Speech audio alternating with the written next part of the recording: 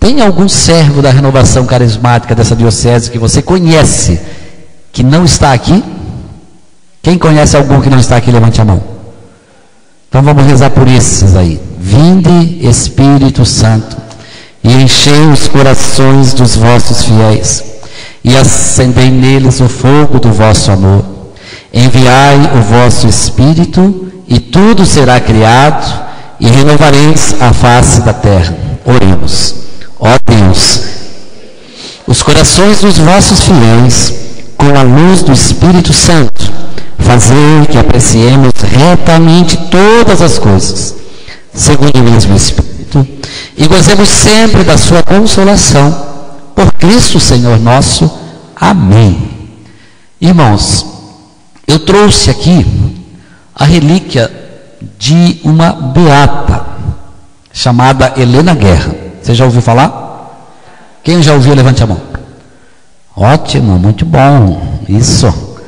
Beata Helena Guerra, ela veio lá de Lucca, na Itália, essa relíquia. São 2 fragmentos do joelho da beata, e ela veio, claro, atestada pelo bispo diocesano de Lucca e tudo mais, né? Certinho, como uma relíquia realmente, como é que se diz?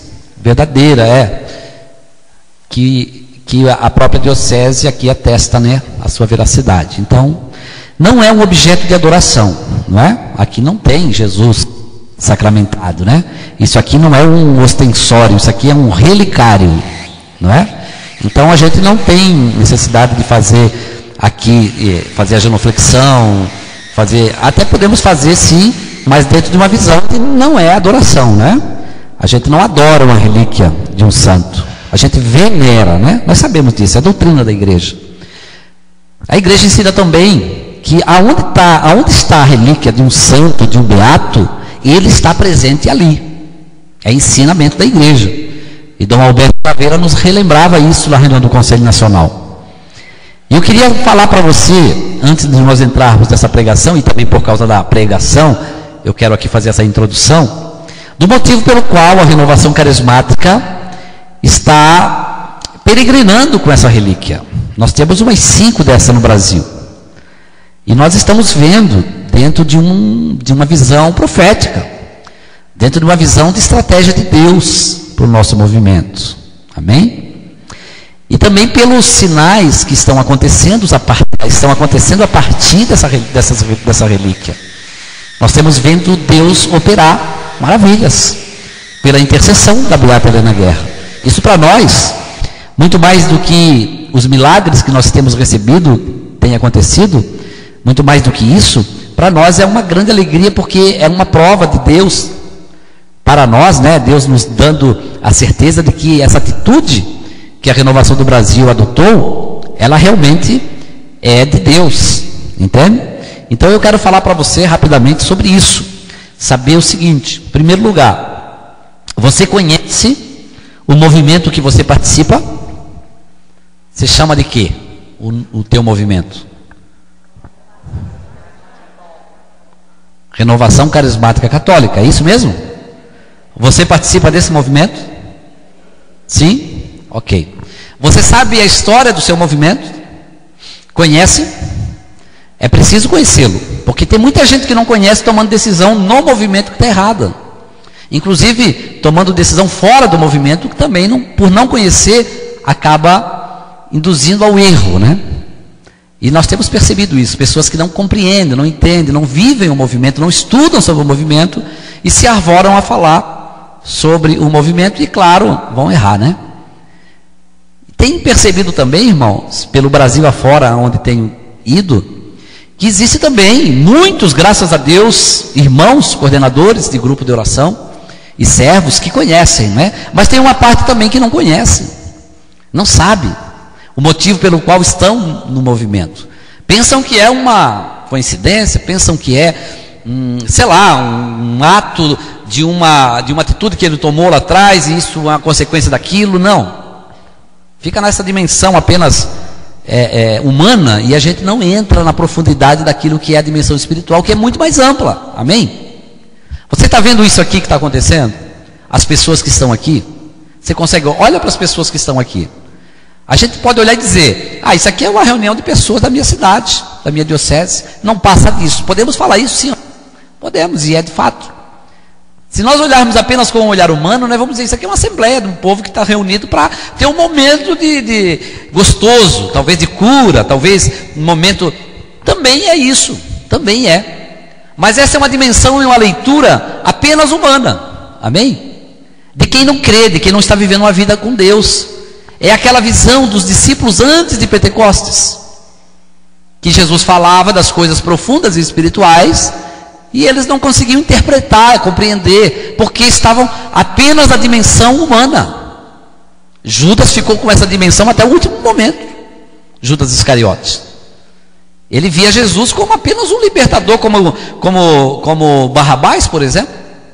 Ele via Jesus assim, e se frustrou quando ele entregou Jesus, achando que Jesus ali naquela hora ia acontecer. Ele pensou assim. A traição de Judas se deu por essa visão. Ele pensava que havia. Quando Jesus vai falar para os discípulos no primeiro capítulo dos Atos dos Apóstolos, versículos 4 a 8, e Jesus vai dizer: permaneçam em Jerusalém, porque dentro de poucos dias será cumprida a promessa, vocês serão batizados no Espírito Santo. E ele vai tratar desse assunto, e de repente um dos discípulos vai dizer: Senhor, é agora que você vai dar um jeito aqui nessa dominação romana? Ou seja, ele dizia: agora então vai vir os soldados de Deus aqui, passar a fio da espada todos os romanos que nos oprimem? E aí Jesus vai dizer uma resposta espiritual para ele, né? Não compete ao filho saber o que o pai definiu. Jesus falando agora, uma resposta, uma pergunta humana, Jesus responde com uma pergunta espiritual, né? Jesus sabia que ele queria falar daquilo ali, mas ele dá uma resposta espiritual, falando lá de uma visão escatológica, né? Falando daquilo que virá ainda acontecer. Olha que coisa interessante, né? Quem está no espírito, né? Não se limita a esse racionalismo bobo que muitas vezes a gente tem aqui, excessivo até. E muitos de nós, irmãos, estamos nessa dimensão. Então a gente acaba vendo o nosso grupo de oração como um algo que foi criado ali na paróquia, e se tiver tem, se não tem também não tem, e tudo bem. Nós não vemos a extensão daquilo que acontece no espírito. Isso que está acontecendo aqui, a abrangência disso em nível espiritual, nós não podemos dimensionar. É algo que é muito profundo, muito importante, muito sério. A posição que você ocupa no seu grupo é algo muito crítico e sério. Porque a dimensão de tudo isso, irmãos, ela extrapola o nosso poder de discernimento, por exemplo, de previsão, não é? Nós não podemos prever, nós não podemos ver a dimensão daquilo que é o nosso ministério. Os prognósticos nossos, eles falham todos quando a gente entra nessa visão do Espírito. Nem sempre são aquilo que nós pensamos que é. Deus vai dizer mesmo: os seus planos não são os meus planos. Deus não tem a mesma visão que nós. A visão de Deus extrapola, não é? Por exemplo, quem não tinha visão espiritual via a cruz de Jesus como uma loucura, é ou não? Desanimaram. Não foi assim com os discípulos de Emaús? Estavam voltando para a sua vida velha, ali reclamando, provavelmente dizendo que foram enganados, frustrados, decepcionados, cabisbaixos, voltando. Por quê? Viram apenas o quê? Aquilo que o olho humano mostrava. E nós queremos entender, irmãos, e aprofundar essa visão que nós precisamos ter do nosso movimento. Não só do nosso movimento, os outros da igreja todos também, claro, as pastorais, todos. Mas eu vou aqui fixar a nossa reflexão na renovação. Nós estamos aqui como renovação. E precisamos então ver aquilo que os nossos olhos humanos não nos mostram. E isso não tem outro meio. É aprofundamento de vida de oração.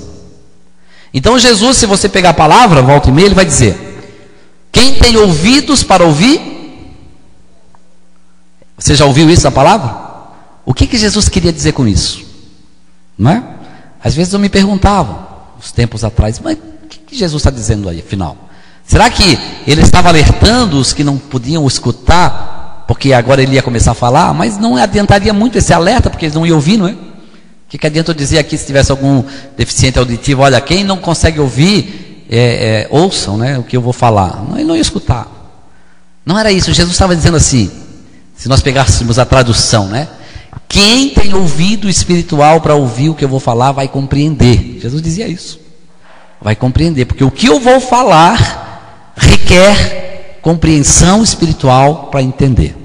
E Deus está falando assim conosco. Então, a nossa questão aqui com a beata Helena Guerra, ela vai extrapolar aquilo que é o óbvio, aquilo que é o presumível. Bom, dentro da linha de raciocínio de que nós participamos de um movimento eclesial, você conhece o seu movimento? Pode dizer que sim ou não? Eu posso fazer algumas perguntas para testar esse conhecimento? Posso? Então tá bom, vamos lá. Se você conhece o seu movimento, você sabe a identidade dele. Amém? Você sabe qual é a sua identidade? Cada um de nós aqui é sua. O seu nome só foi ensinado, né? O seu nome, o nome do seu pai, sabe? Você conhece a sua origem? Quem é você? O seu número do CPF, o número da sua identidade? Conhece? Você se conhece? Ótimo. Depois nós vamos ver que nós não nos conhecemos tanto assim, né? Então você conhece a identidade do seu movimento? Qual é a identidade do seu movimento? Quais são os elementos?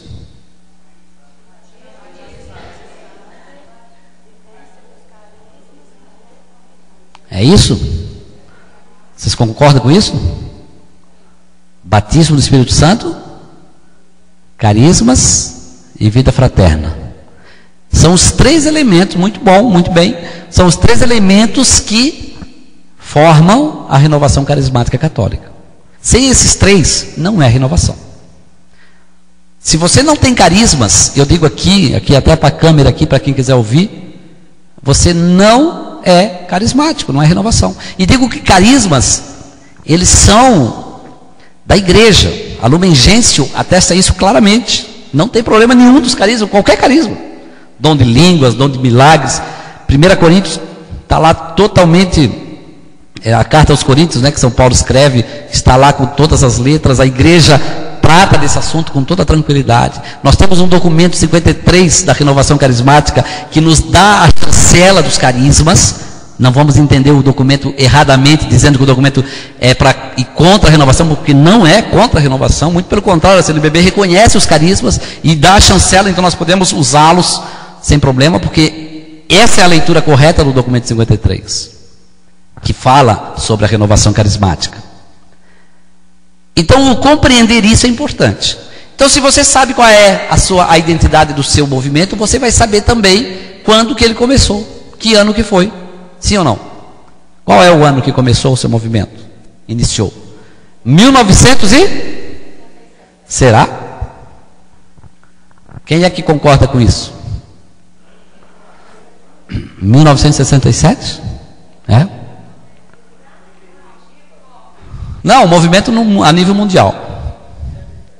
Em 2007 nós comemoramos 40 anos, né? Só que eu vim lhes trazer uma outra afirmação. Nós não começamos em 67. Se queremos dizer mesmo assim, no coração de Deus, aos olhos de Deus, sim, como movimento mesmo assim, podemos dizer sim, está certo. Mas na mão de Deus, no olhar de Deus, da ação de Deus, nós não começamos em 67. Você sabe quando? O Pentecostes sim, mas eu digo mais diretamente renovação. A linha que nós podemos olhar como estratégia de Deus para a renovação carismática começou na segunda metade do século XIX.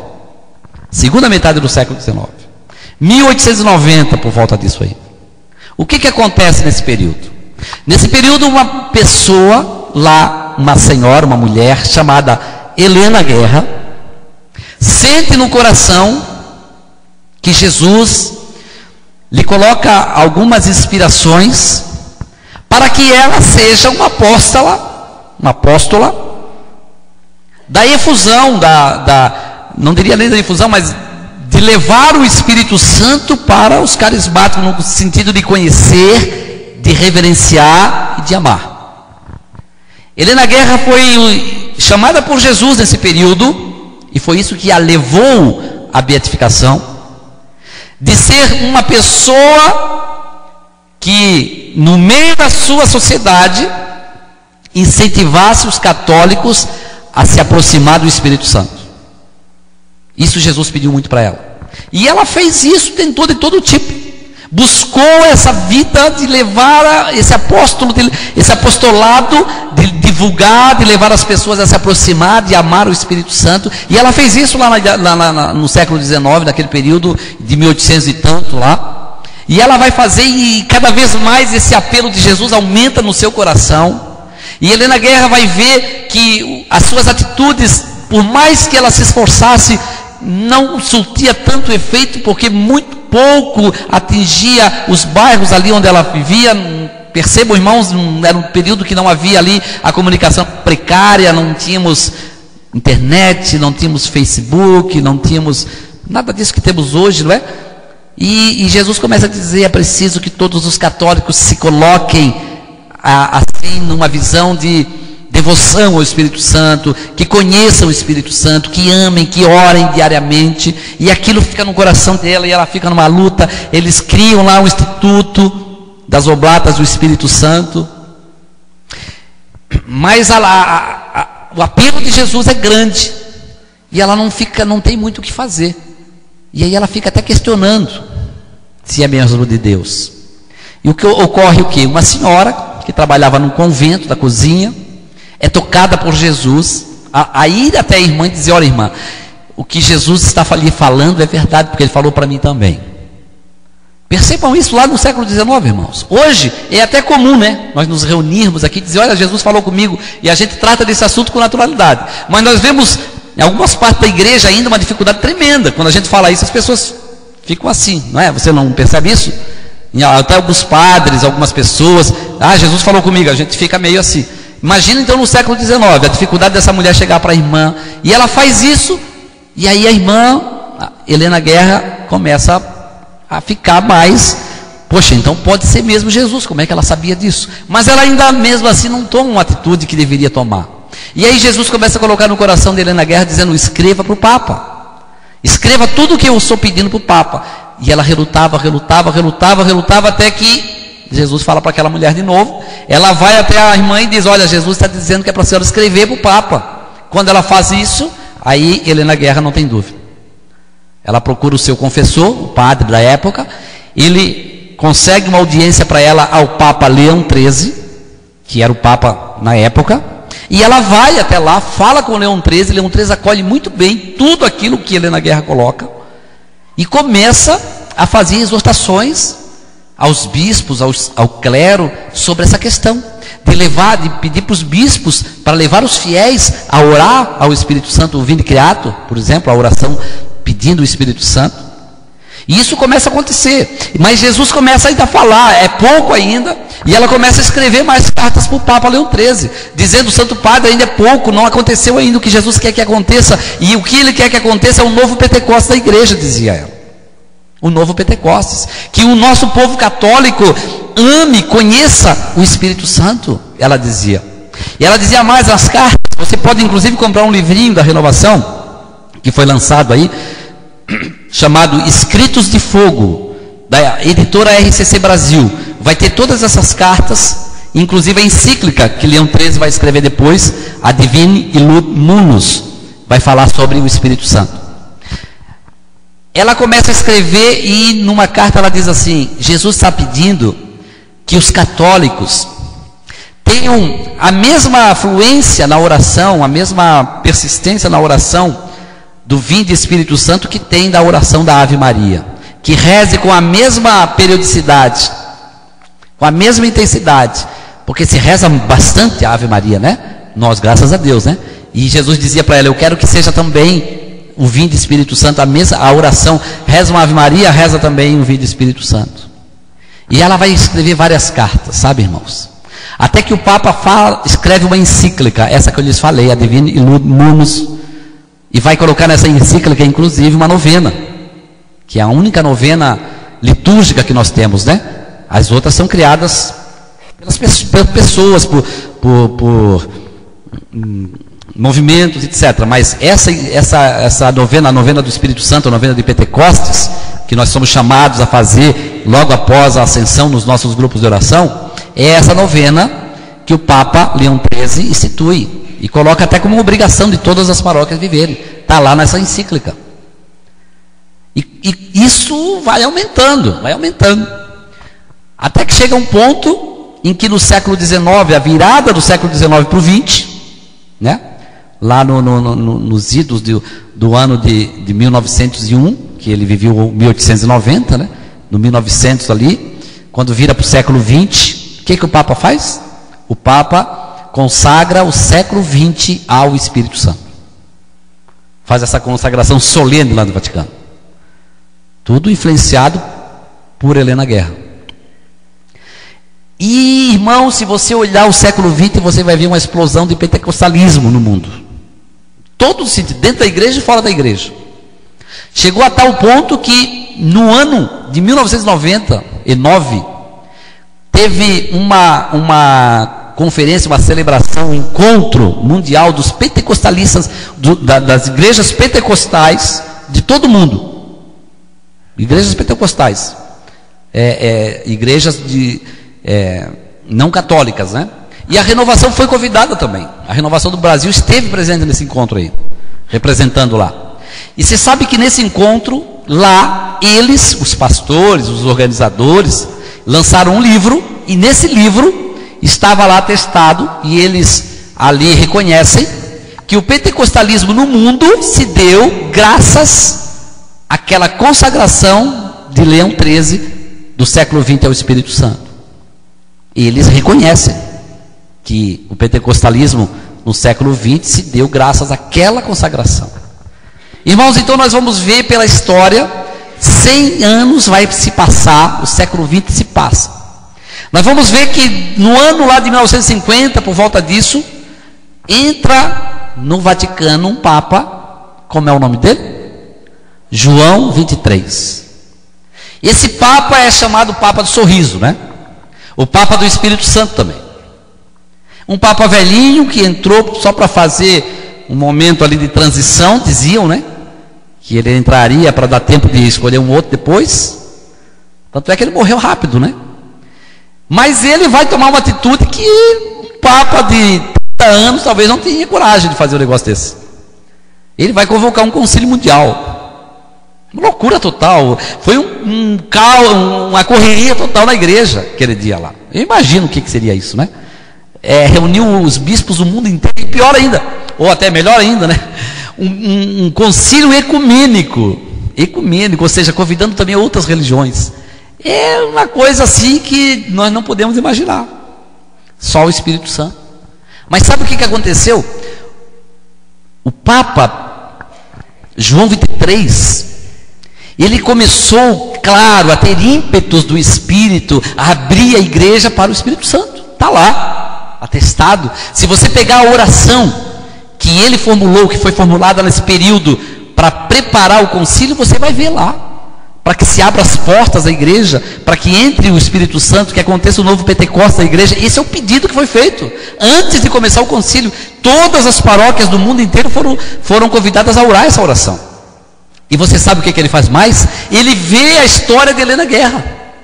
E viu tudo aquilo que Deus começou a fazer, e ele pensou, tem que dar sequência. Gente, Deus começou lá atrás, 100 anos depois, Deus foi trabalhando, o tempo de Deus não é o nosso, um ano para Deus é 100 anos, 100 anos para Deus é um ano, é um dia. E Deus foi trabalhando isso. Olha como é que está a mão de Deus. Eu queria que você acompanhasse essa estratégia de Deus aqui. E Deus vai trabalhando. Papa João 23 vê toda essa situação.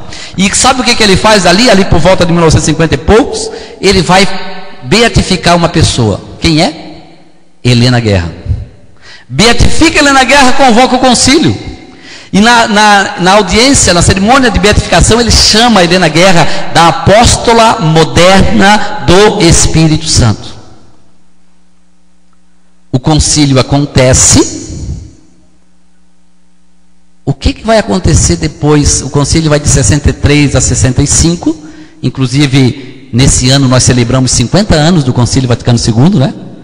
Uma celebração fantástica, magnífica, porque foi algo maravilhoso, então nós temos que celebrar muito mesmo. Acaba o concílio 65, o que acontece em 67? Em Duquesne, lá em São Petersburgo, né? Nos Estados Unidos, na Universidade de Duquesne, alguns jovens sentem alguma coisa no coração, sentem-se incomodados, num bom sentido, de ler os Atos dos Apóstolos, ver as manifestações ali ocorridas e dizer, por que não acontece mais? E eles se sentem incomodados com aquilo. E eles vão buscar no final de semana uma leitura mais atenta e orante dos Atos dos Apóstolos, para entender e se deixar conduzir. E nesse retiro que eles fazem, em fevereiro de 1967, 17 de fevereiro, eles se reúnem ali e começam a orar, irmãos, começam a ler os Atos dos Apóstolos, e a surpresa vem no sábado à noite. Começa ali a Pat Mansfield, que está viva até hoje, que vive pelo mundo, que já esteve no Brasil várias vezes, é testemunho ocular desse fato. Começa a orar em línguas, uma coisa que para eles era inusitada, viam apenas nos protestantes. As coisas começam a acontecer ali de uma maneira tal, eles sentem uma alegria indescritível, algo começou a acontecer que fugiu do controle deles. Gente, e começa a acontecer maravilhas. Nós vamos esperar 2 anos, 69 o Brasil começa a ter essas experiências, e o mundo inteiro, perceba, num período em que não tinha internet, que não tinha também tanta comunicação, as coisas se espalharam, em pouco tempo o mundo inteiro estava vivendo. Deus fazendo, Deus realizando. Então o que nós podemos dizer? Que Deus começou a renovação carismática lá com Helena Guerra. Eu poderia até dizer assim, falando do movimento mesmo, a primeira carismática, no sentido da renovação, no sentido do movimento, Helena Guerra. Deus começou, suscitou lá. Ela começou a fazer, a visão de Helena Guerra, irmãos, naquela época, ela dizia, muitos católicos orando, clamando o Espírito Santo, muitos católicos orando em línguas mesmo, muitos católicos se deixando depender do Espírito, buscando o Espírito Santo. O que ela queria ver é isso, o que Jesus colocava no coração dela era isso, e ela, digo para você, não viu, com a amplitude que hoje nós vemos, gente. Por exemplo, hoje nós temos um retiro aqui de carismáticos, impensável isso naquele tempo, mas com certeza Deus já dava para Helena Guerra essa visão. Então Helena Guerra naquele período queria ver isso, irmãos, queria ver isso que está acontecendo, e hoje nós podemos dizer, nós estamos aqui pelo poder de Deus, pela autoridade da igreja, unir então o século XIX ao século XXI. Então nós podemos dizer, está aqui, Helena Guerra vendo você, vendo a renovação carismática e vendo um grande movimento na igreja, aleluia. E isso é algo fantástico. Nós estamos então aqui unindo o século XIX com o século XX, e Helena Guerra pode ver aquilo que não viu. E você faz parte do sonho de Jesus. Sabia? Da estratégia de Deus. Você faz parte, graças a Deus você se deixou conduzir pelo Espírito nesses tempos, e está dentro desta linha iniciada por Deus no século XIX. Você percebe a dimensão? Percebe a dimensão? Deus costurando pelo século XX inteirinho e preparando algo que talvez, irmãos, nós ainda não conseguimos ver a magnitude daquilo que ainda virá. Hoje nós somos contemporâneos disso que está acontecendo. Helena Guerra era contemporânea naquele tempo.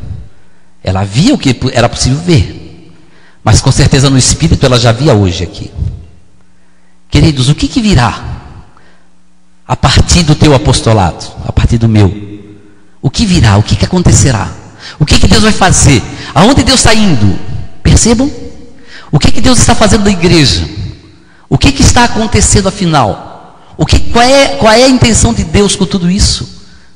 Aí nós vamos ver em 2007, não é? Documento da Aparecida, um documento maravilhoso, fantástico. Se você ler ali, você vai ver que é um documento que nos leva a essa visão também, e vai dizer, o encontro pessoal com Jesus é necessário para que possa haver evangelização. Que encontro pessoal com Jesus é esse? Nós interpretamos como renovação carismática. Esse encontro pessoal com Jesus é o batismo no Espírito Santo. Aquilo que Jesus fala lá em Atos dos Apóstolos, capítulo 1, versículo 4 a 8.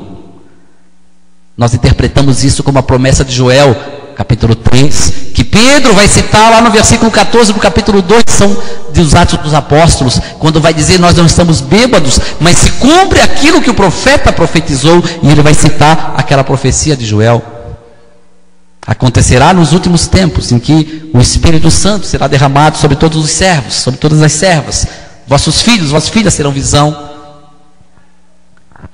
E Deus está então conduzindo tudo isso, e você e eu somos protagonistas desse tempo. Irmãos, entremos agora numa visão um pouco maior. Nós estamos dentro de uma igreja. Você sabe o nome da sua igreja? Como é que é? Não, você está dizendo lá na paróquia, né? Tá. Mas eu quero dizer mais amplo, a igreja mesmo. Igreja Católica. E digo para você uma coisa: não existe outra. Não existe outra. Por mais que queiram argumentar, não existe outra. A única, fundada por Jesus, Igreja Católica Apostólica Romana. Você está seguro disso? Ou você balança? Não, não é bem assim, espera aí.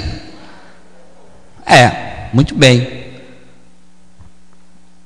Lá para o século XVI, né, 1513, por volta disso, 1517, aconteceu uma ruptura, guiada por um frei, por um padre, pelo monge alemão, chamado Martinho Lutero, que deu uma guinada para lá. A gente não vai nem julgar isso aqui, porque não cabe a nós, e glória a Deus, né? Deus faz também, sim, no meio deles, eu tenho certeza. Mas a igreja fundada por Jesus é a Igreja Católica Apostólica Romana, está ali, não tem o que discutir. Bom, dentro dessa visão de igreja, o que é a intenção de Deus? Você já parou para pensar nisso? Por que existe uma igreja? Qual é a razão? Vamos abrir a visão nesse sentido. Porque às vezes até a gente não se dá conta, irmãos, do porquê da igreja. O porquê que eu sou católico, o porquê que eu tenho que ir na missa, o porquê que tem os sacramentos. Qual é a razão? É só para... Bom, eu não sei bem, eu sigo a linha dos meus pais. Eu vou porque o meu pai foi, a minha avó foi, eu estou indo também. Será que é assim? Não. Deus quer que nós tenhamos visão ampliada. Deus quer que nós conheçamos a verdade. E sabemos que Deus nos dá essa possibilidade de ver. Então, olha só. Nós fomos criados aonde? Você sabe? Aonde que a humanidade foi criada? Você tem dúvida? Aonde? No céu, no jardim do Éden. Leia lá o livro do Gênesis. Nós fomos criados aonde? No céu. Nós somos cidadãos do céu. Nós não somos desse mundo. Somos? Não, esse mundo não é nosso. Nós aqui nesse mundo, nós somos, como eu diria assim, como é que eu digo quando a gente está num país que não é o dele? Estrangeiro. Nós somos estrangeiros. Tem até a música, né? Nós não somos desse lugar. Nós estamos aqui como que expatriados. Quando que uma pessoa é tirada de um país e vai para o outro, como é que se dá o nome? Exilado. Nós estamos exilados aqui. E eu vou dizer para você, aqui não é o teu lugar. Crê ou não crê nisso? O teu lugar é o céu. No céu é que é o teu lugar. Amém? Portanto, irmãos, não se engane. Preste atenção aqui. Você não vai ser feliz completamente aqui nessa terra. Se dá conta disso? As coisas desse mundo não te garantem felicidade. O dinheiro, o poder, o prazer não te darão felicidade. Ao contrário, se você bobear, eles te levam para baixo. Eu digo para você porque a gente percebe tanta correria das pessoas atrás do buscar o ter, que colocam em risco a sua própria salvação. Eu vejo, por exemplo, família inteira mudando de cidade, Por causa do filho que vai fazer a faculdade lá na cidade maior. Então muda todo mundo e vai lá com o filho. Bom, muito bom. Mas se olhar essa mesma família, você não vai ver um movimento sequer para investir na vida espiritual. Eles sequer vão na missa, sequer não fazem nada, mas são capazes de mudar de uma cidade, a família inteira, para beneficiar o filho, para ele fazer uma excelente faculdade. Estão buscando o que nesse mundo? Não digo que não faça, deve fazer, deve buscar sim, mas se eu faço isso para fazer aquilo que é o ganho aqui, eu tenho que fazer muito mais para ganhar o céu, gente.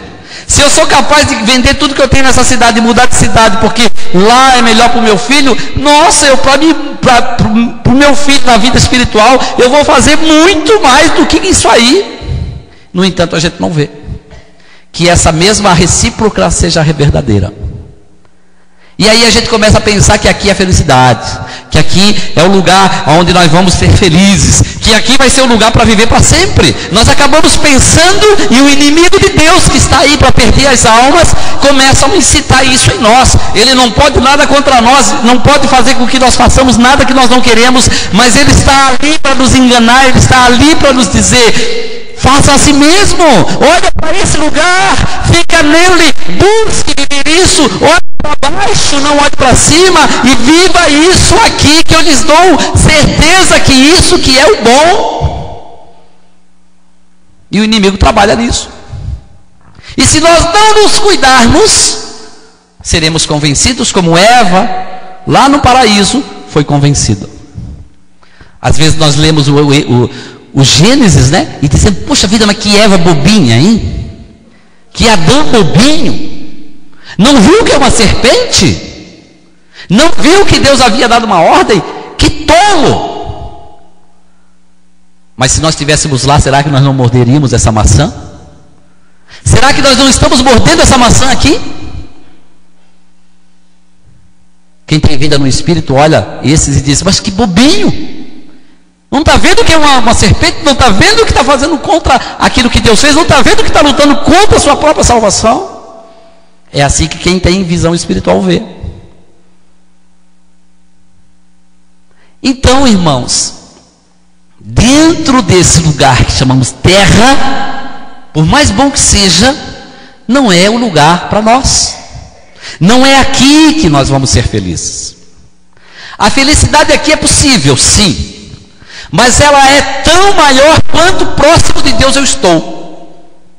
Então, se eu quero buscar a felicidade, eu tenho que tomar a seguinte atitude: me desprender desse mundo, amém?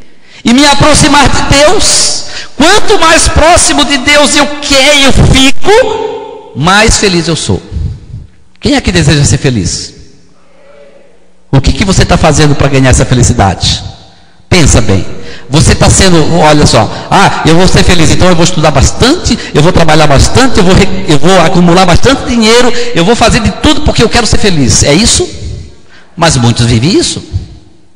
Eu quero ter muito prazer, eu quero ter muita vida, curtir, eu quero viver uma vida assim, tudo que eu puder fazer para ganhar dinheiro, para vender, e para ganhar, isso vai me dar alegria e felicidade. Será? O mundo tenta nos enganar nesse sentido. Sobretudo nesse tempo do pós-modernismo em que nós vivemos, que nos dizem: consuma, tenha.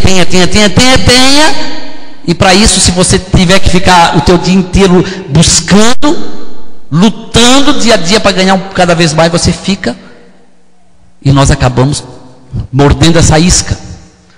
E a nossa vida passa a ficar à mercê do sistema que nos diz: quanto mais ascensão na sociedade você tiver, mais feliz você vai ser. É dito isso para nós todo dia. Bom, vivemos a vida no espírito ou a vida na carne? Cada um de nós tem que olhar para si e reconhecer. Por que então que existe a igreja? A pergunta era essa, né? Qual é a razão? Bom, fomos criados no céu. Por que estamos aqui? Você parou para pensar já? Qual é a razão? Precisamos. Faz parte da história da salvação. Se nós lermos o Pentateuco ou todo o Antigo Testamento, vamos chegar nessa conclusão e nessa reflexão. No céu, um dia aconteceu uma ruptura, que o Gênesis vai tratar lá como uma simbologia de Adão e Eva comendo a maçã, que tem uma serpente. Claro que a gente sabe que aquilo é uma simbologia que narra ali o pecado de toda uma geração que pecou contra Deus, o pecado do orgulho, de querer ser mais do que Deus. Aquilo, irmãos, impossibilitou que a humanidade continuasse no céu. E Deus faz o quê? Deus vai tirar aquela humanidade dali, porque não é mais possível. Nesse momento Deus poderia ter aniquilado todos nós, sabia? Porque Deus não precisa de nós. Deus é tudo, nada pode acrescentar à felicidade de Deus, nem diminuir, nem aumentar, nada, absolutamente. Deus já é feliz, eterno, infinitamente, não tem o que fazer, nada, nós não podemos fazer nada. Nem o nosso pecado afeta a Deus, nem a nossa alegria, nem a nossa santidade. A nossa santidade só nos beneficia, o nosso pecado só nos prejudica a nós mesmos. Mas Deus não nos destruiu, por quê? Você sabe por quê? Eu pergunto outra coisa para você. Você crê que Deus tudo pode? Sim ou não? Mesmo você crê errado, né? Deus não pode tudo não. Tem uma coisa que Deus não pode, que é deixar de te amar. Deus, quando nos criou, irmãos, na sua liberdade, Ele quis ficar prisioneiro do amor. Ele quis, como Deus. Então, se Ele nos criou assim, Ele decretou assim, naquela hora em que nós poderíamos ter sido destruídos, Deus não poderia mais nos destruir, porque Ele quis ser prisioneiro do amor. Então Ele fez o quê? Deus preparou um plano de resgate para nós. Deus nos colocou aqui nessa terra, vamos chamar assim, eu não quero entrar aqui em teologia, eu quero entrar aqui numa linguagem muito simples, e nós vamos trabalhar isso sim, assim, nessa simplicidade. Deus nos coloca aqui nessa terra como um tempo para passar aqui, passageiro, é ou não é? Muitos de nós vão viver aqui por um tempo. Os que têm mais sorte chegam a ser os seus 100 anos. Mas tem gente que morre com 1 ano, tem? Criança morre? Jovens morrem? Morrem. Olha, gente, cada um tem o seu tempo. Esse local que Deus nos colocou aqui, irmãos, para passar apenas um tempo, para nos dar apenas um período em que nós podemos viver aqui, para voltar de novo para o céu.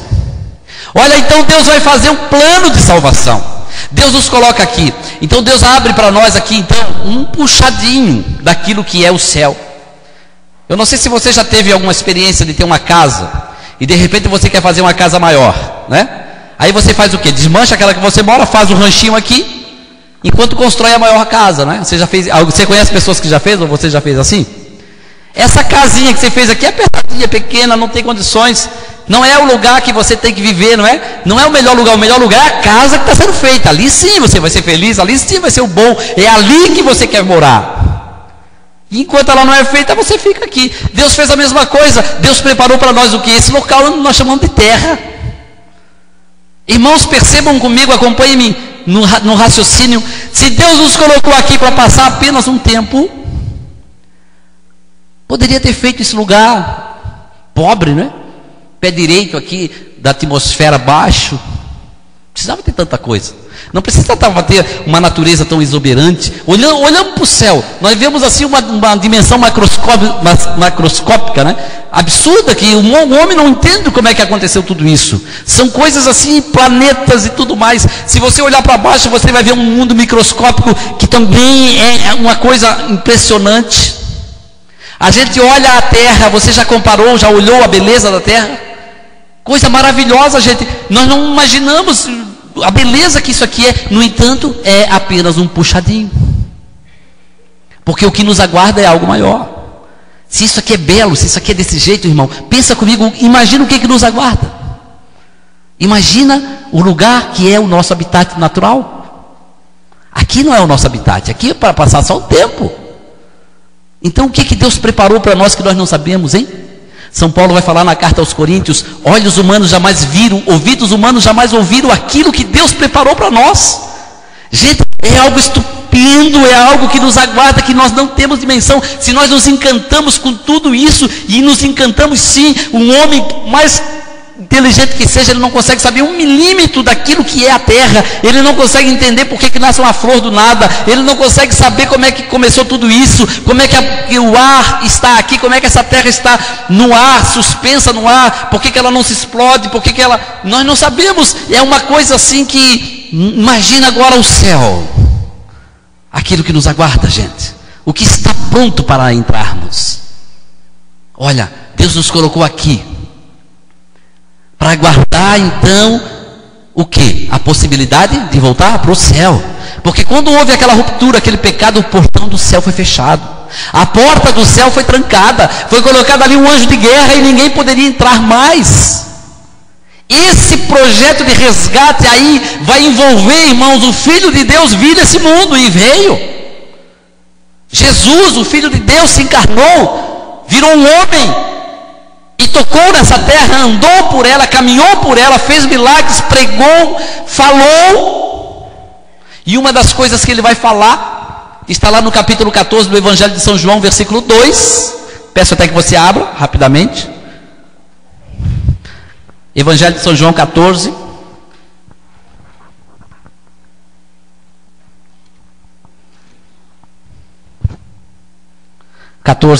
Um e 2. Página 1404, para quem não faz Alexo Divino ainda. Amém? Alguém precisou da página aí? 1404, capítulo 14, versículos 1 e 2, Jesus diz assim: olha só, não se perturbe o vosso coração, credes em Deus, crede também em mim. Leia o 2 junto comigo. Na casa de meu pai há muitas moradas, não fora assim, e eu vos teria dito, pois vou preparar-vos um lugar. Palavra de salvação. Então Jesus vai dizer: no céu tem uma casa para mim, para você. Você pode dizer para o teu irmão isso? Irmão, olha, diga assim para ele: ó, Jesus disse que no céu tem uma casa para você, minha irmã. Amém? E isso, ele queria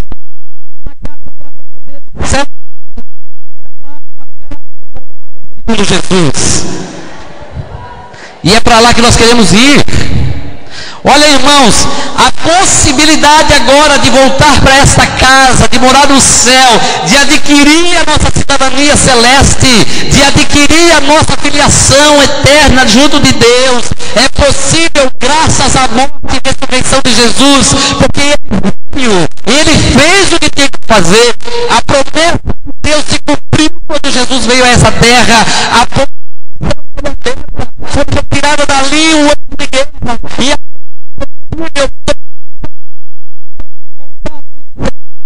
está no céu, e esse grito ecoa nos séculos até.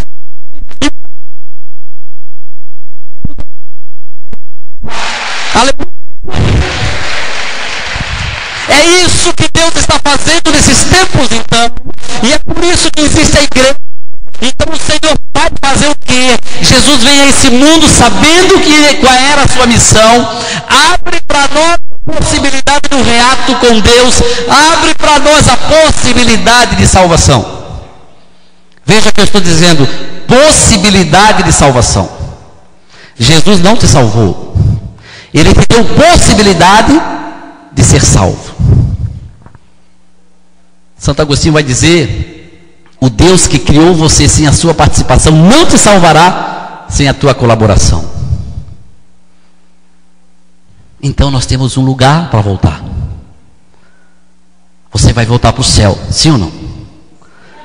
Eu também. E essa volta exige que você morra. Portanto, eu vou dizer para você, do mesmo jeito que você tem uma casa no céu, eu vou dizer: você vai morrer. Sabia? Diga para o teu irmão: você vai morrer, meu irmão.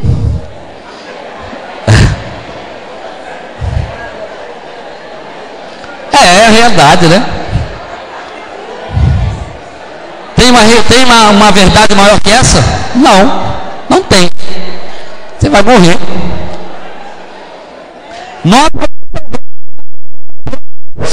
São Paulo vai dizer: eu estou todo separação do corpo e voltar para o meu lugar de origem. E nós vamos voltar para o céu. É lá que é o nosso lugar.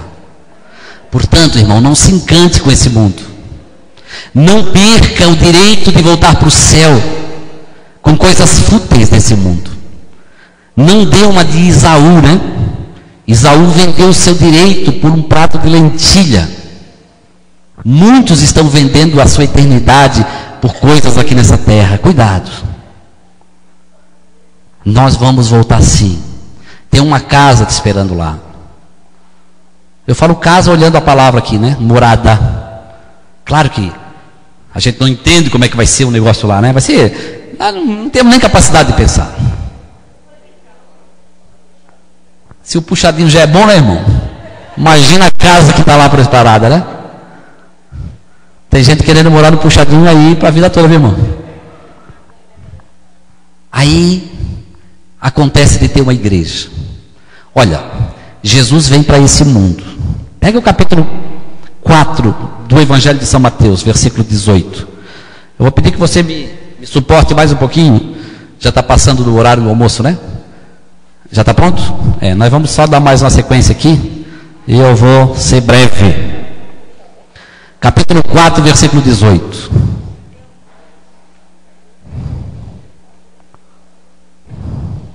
Acharam você que é bom de Bíblia aí? Muito bem. Então, olha aqui. Jesus veio porque está dentro do plano de salvação. A promessa de Deus de nos trazer de volta, né? Nos ama tanto que mandou o seu próprio Filho Jesus vir nos salvar. E ele veio. Ele veio.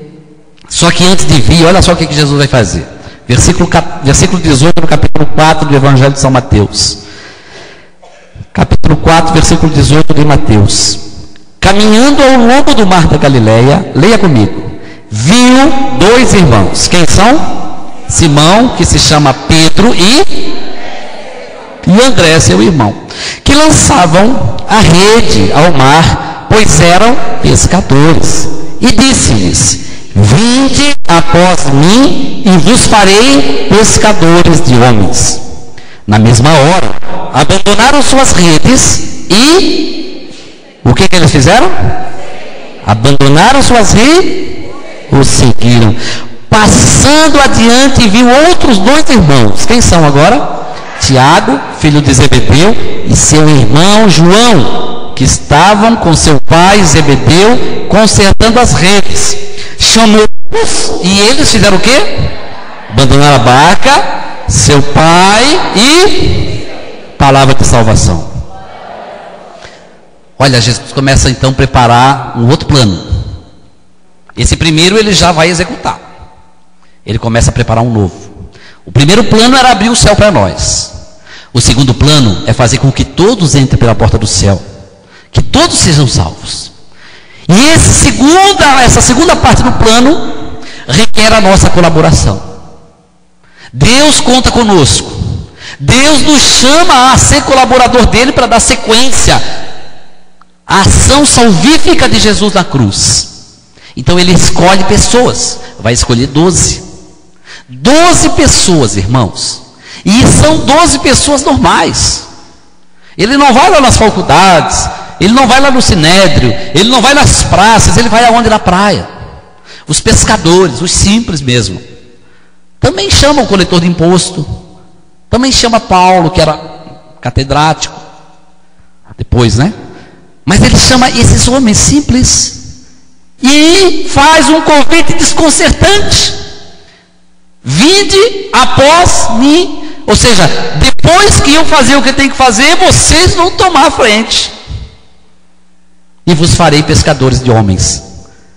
E eles, numa resposta imediata, talvez até sem pensar muito, seguiram Jesus. Deixaram tudo. Deixar a barca significa, irmão, largar, dar a vida por isso. O que fez esses discípulos fazer uma atitude tão radical desse tipo? O que você imagina? Olha, irmãos, o olhar de Jesus quando entra nos nossos olhos, não tem o que fazer. Dom Alberto diz para nós: quem teve um encontro pessoal com Jesus não para pelo caminho. Muitos dos servos estão caídos porque não tiveram esse olhar nos olhos de Jesus. Não tiveram batismo no Espírito Santo. Até estavam perto de quem teve, no mesmo retiro de repente. Viram toda aquela maravilha e hoje estão sendo guiados por causa daquela lembrança, não daquela experiência. E isso não é suficiente. É preciso ter essa experiência. É preciso olhar nos olhos de Jesus e se deixar amar naquele momento e dizer: Senhor, eu te entrego tudo. Quem tem essa experiência, meu querido, minha querida, esse mundo passa a ficar em segundo plano. E tenha certeza disso. Se você ainda não tem isso, procure ter. E nós vamos orar nesse retiro para que você tenha. Eu te digo uma coisa mais, olha, vocês podem me dizer até que eu sou um pouco negativo, mas não é negativismo não, para mim é realismo. Nós temos um grande número de servos na renovação que não tiveram um encontro pessoal com Jesus. Sem dúvida nenhuma. Coordenadores de grupo de oração. Por isso não se encantam com a obra. Não entenderam, não compreenderam. Estavam perto de quem teve, e aquilo vibrou o coração deles. Nossa, que legal que é aquilo que aconteceu com ele, meu Deus, que legal. E ela fica naquela situação assim, e vive aquilo, aquela lembrança, e parece que foi batizada no Espírito, mas não foi. Ela só viu. Sabe aquela história da raposa? Né? 10 cachorros. Passa uma raposa e um vê. Aí o que vê fica louquinho, né? Vai atrás, aí vai, e os outros todos, porque o outro está latindo, vão atrás também. Todo mundo junto atrás do cachorro que viu, né? E quando leva tempo para ver, um desistiu, o outro aqui desistiu, o outro desistiu, o outro desistiu. Só fica até o fim aquele que viu a raposa. Porque viu. E nós estamos na mesma situação, muitos servos estão nessa situação. Não viram Jesus. É preciso ver. É preciso ter esse olho nos olhos de Jesus. Foi isso que fez Pedro, André, Tiago, João, largar tudo, até o Pai. Esse vinde após mim é a razão de existir a igreja, irmãos. É a razão de existir a renovação carismática. Gente, eles largaram tudo. Eles não olharam as suas limitações, não. É claro que Pedro era colérico, era difícil, era turrão. Não olharam nada disso. Seguiram em frente com Jesus. Jesus quis a colaboração dele, quer a sua também. Olhou para eles e os convidou. Agora você está aqui porque Jesus te convidou? Você crê? Quem que crê, levante a mão. Amém. Sim, Deus te convidou. E você disse? Largou o barco? Uma coisa é dizer sim, outra coisa é dizer sim e largar o barco. Largou o barco? Mesmo? Largou o pai?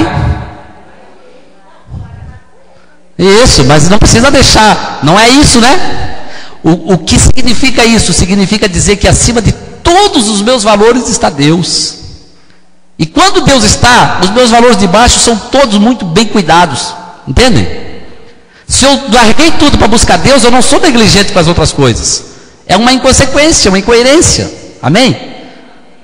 Então, parece que é um antônimo, mas não é. Eu largo tudo para buscar Deus.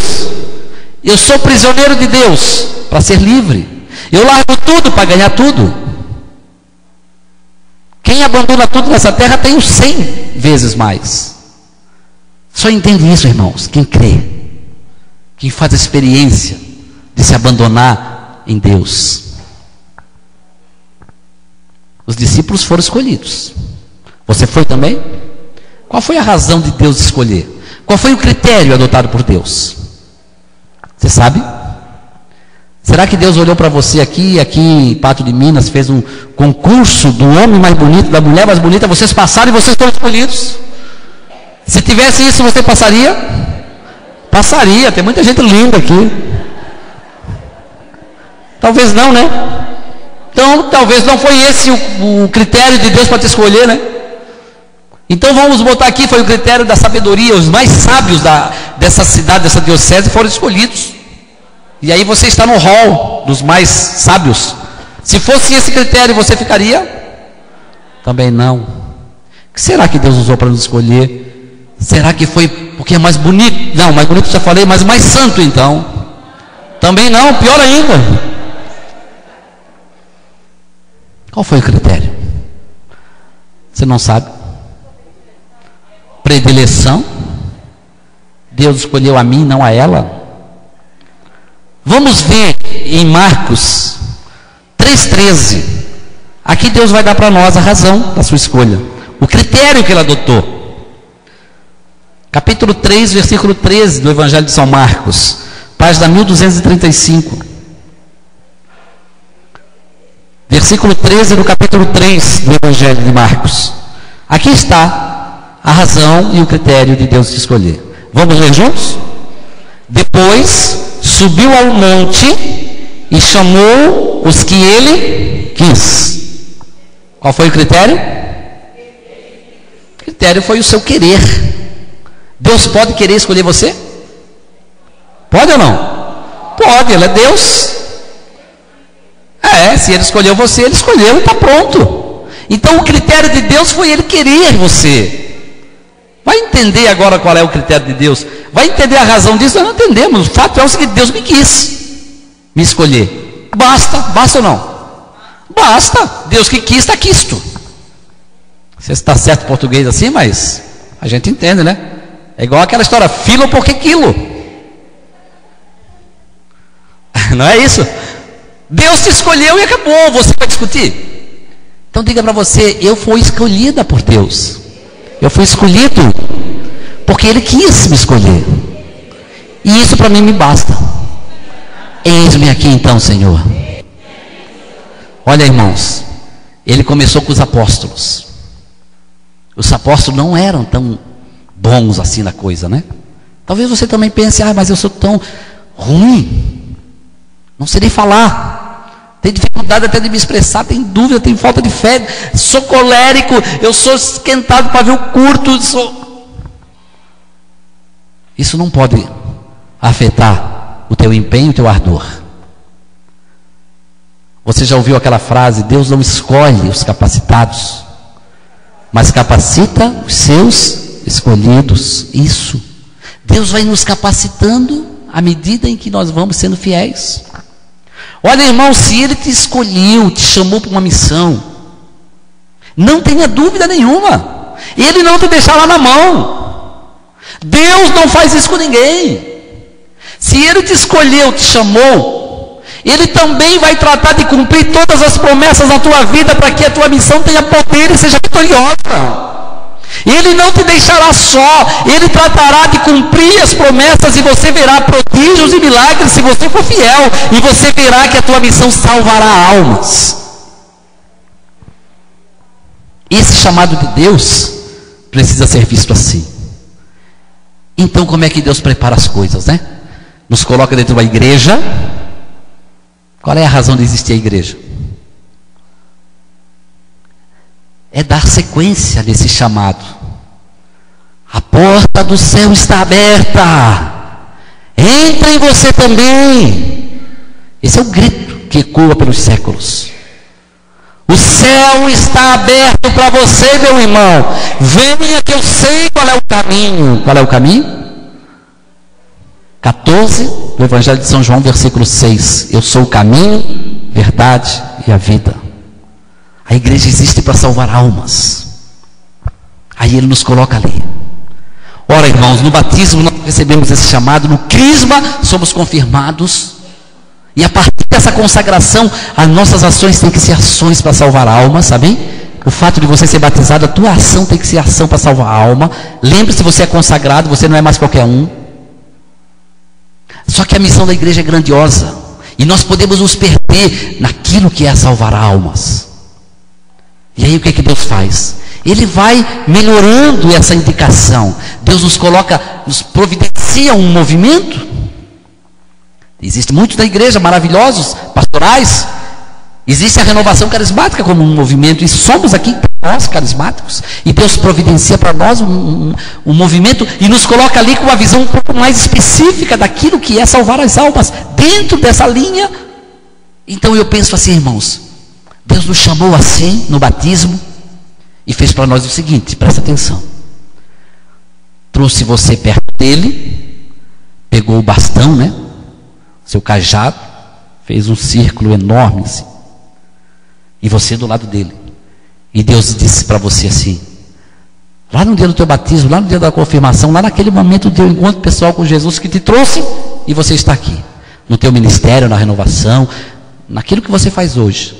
Deus falou para você, estás vendo todas essas almas dentro desse círculo? Você olhou para Deus e disse, sim, estou vendo, Senhor, tem muitas, né? Você falou, tem muitas, Deus vai dizer. Olha para elas. E você viu todas ali. Aí Deus disse para você, pois são essas almas que eu quero que você traga para o céu. E Jesus olhou para você e disse, você ainda continua querendo? E você disse? Você disse? O céu gravou isso aí. Está gravado. Aí você disse sim. E Deus disse para você, pois então, conte com a minha ajuda. Aí você falou, ô Senhor, agora fica fácil. Aí Deus disse para você, só que tem uma coisa, você vai esquecer dessa conversa. Você vai voltar para o teu lugar, para a tua praia, e tudo vai acontecer, e você só vai ter momentos que eu vou lhes dar. Por exemplo, esse retiro é um deles, para você ouvir de novo tudo isso, e se encantar de novo com a missão, e deixar o ardor missionário voltar no teu coração, porque você precisa voltar para o céu, e porque você tem muitas almas na tua responsabilidade, porque você disse sim, não tem como revogar esse voto mais. E aí Deus disse, então você se empenhe, eu vou lhes dar tudo que preciso, eu vou lhes dar o Espírito Santo, vou lhes dar os santos, vou lhes dar Maria, vou lhes dar um movimento eclesial, vou lhes dar uma igreja, já lhes dei, vou lhes dar o sacramento, vou lhes dar a oração, vou lhes dar a palavra, vou lhes dar tudo, e as promessas serão cumpridas à medida que vocês serão fiel. Você falou, ô glória. Aí você voltou, feliz da vida naquele retiro, vou salvar o mundo, e sai dali falando para todo mundo. Só que você se dá conta de uma coisa, poxa, mas quem são essas almas afinal? Eu tenho que salvar todas, meu Deus, mas e agora? Gente, o homem e a mulher que se sente chamado não dorme direito, porque não pode ficar com o seu coração tranquilo enquanto não vê todas essas almas no céu. E aí você vai ter que saber que Deus vai conduzir. Só que na nossa limitação, se nós queremos viver o racionalismo desse mundo, nós não vamos conseguir. Precisa ampliar a visão dentro da espiritualidade, para ver aquilo que os nossos olhos não mostram, essas almas. Então eu quero provocar para você e dizer assim, será que aqui nesse grupo tem alguma alma que estava no seu círculo? O que você acha? Será que tem? Algum que está sentado perto de você pode estar naquele círculo? Olha para quem está do teu lado então, veja. Você vê um invólucro apenas? Quando você olha para o irmão, você só vê um invólucro, ou seja, o corpo. Olha para ele e veja a alma, que Jesus já te disse, preciso que tu leve para o céu. Talvez seja ela aí, irmã. Na tua casa, será que tem alguém lá que precisa, que está no teu círculo? Muitos, pode ser. Mas pode ser que na casa dessa irmã aqui tenha alguma lá que seja do meu círculo. Não é? Nós não sabemos, Deus não tem limites. Então nós não sabemos ao certo quem são. Eu dou um conselho para você. Atira em todas. Atira em todas. Que você conseguir, o máximo que pode acontecer é você ajudar o outro, levando almas do outro para o círculo, mas está ótimo. Vamos levar a palavra para todos. Então, onde eu estiver, olha, minha irmã, acredita, o céu está aberto para você, Jesus já garantiu a tua salvação, venha que eu conheço o caminho. Aí traz para o grupo de oração, traz para a igreja, e traga esse irmão dentro daquilo que é a igreja, viver os sacramentos, viver uma vida realmente reta no Senhor, e você terá salvando almas. Irmãos, essa é a responsabilidade, essa é a gravidade, é essa que é a dimensão do nosso chamado, do nosso grupo de oração. Nós não estamos brincando com pouca coisa. Cuidado, você que participa de um grupo de oração. Cuidado, porque almas dependem do teu ministério, almas dependem da tua fidelidade. Você e eu não temos mais o direito de ficar brincando com isso. Nós não temos mais o direito de querer viver esse mundo, os prazeres desse mundo, em detrimento da salvação das almas. Porque eu disse,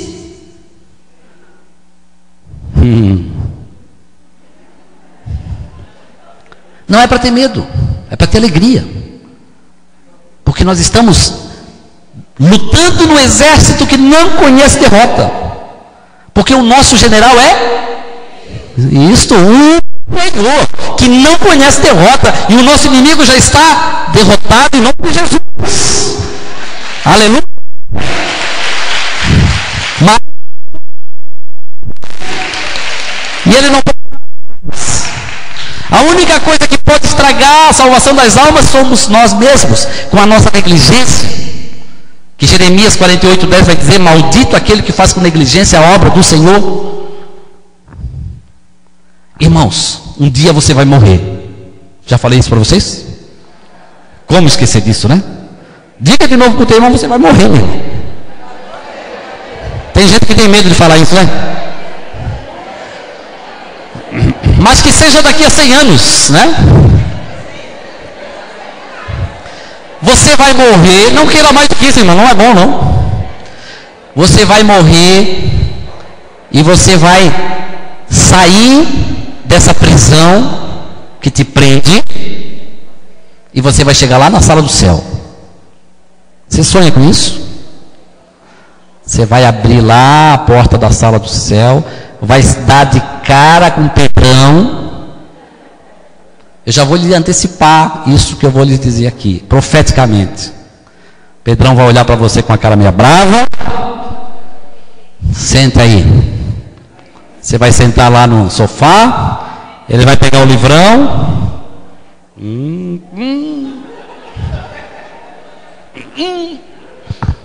Fecha o livrão rápido, né? O Pedro gosta de brincar, né? Sabe o que está acontecendo nesse momento? Ele apertou um botãozinho aqui embaixo, você não viu, que acendeu uma luzinha azul na casa de uma tal Nossa Senhora, no céu. E Nossa Senhora recebe o recado de dizer: ó, chegou lá a Ivone. Daqui uns 100 anos, Ivone. Aí Nossa Senhora diz: nossa, Ivone chegou, que maravilha! Quanto tempo que eu aguardava essa menina aqui. Ela vai dizer para você, viu, Ivone? Nossa, que maravilha! Nossa Senhora, sai até uma lágrima dos olhos dela, né? E ela vai fazer o quê? Ela vai preparar uma festa para Ivone. Vai ter uma festa fantástica. Quem são os convidados? Todas as almas que a Ivone levou para o céu. Ela vai fazer uma sala, Ivone, e vai chamar todas aquelas almas que com a tua fidelidade, irmã, foi para o céu, para você conhecer uma por uma. Essa festa vai ter eternamente, você vai ter tempo de conhecê-las. Aí ela abre, bota todas elas dentro daquela sala maravilhosa, apaga a luz e aperta lá um botãozinho. São Pedro veio o recado, fala: eu estava brincando com você, não estava bravo. Ele vai dizer para você, né? Siga a luz, Ivone. Aí você vai seguir a luz e você vai dar naquela sala, maior, menor ou média, dependendo do teu esforço, aqui. Aí quando você abre aquela porta, nossa, vai dizer: glória a Deus! Aquela festa, os anjos começam a tocar aquela sinfonia maravilhosa para você, aquelas almas tudo num grito eufórico, louvando, bendizendo a Deus, e você vai dizer: nossa, tudo isso é para mim? Claro que é para você, minha irmã, vem aqui, foi por causa de você que eu entrei no céu. E vai começar as histórias, sabe, Ivone, aquele dia que você pregou, aquele dia que você veio no grupo com sinceridade, que você arrumou aquela cadeira, que você fez aquilo, e eu fui salvo no dia seguinte, eu morri naquele dia, e Deus me mostrou que por aquele momento que eu olhei para você, o Espírito agiu em mim, e eu fui liberto, e eu fui saber disso só aqui. Ivone, incrível isso, você nem falou comigo, mas foi a tua atitude que me salvou.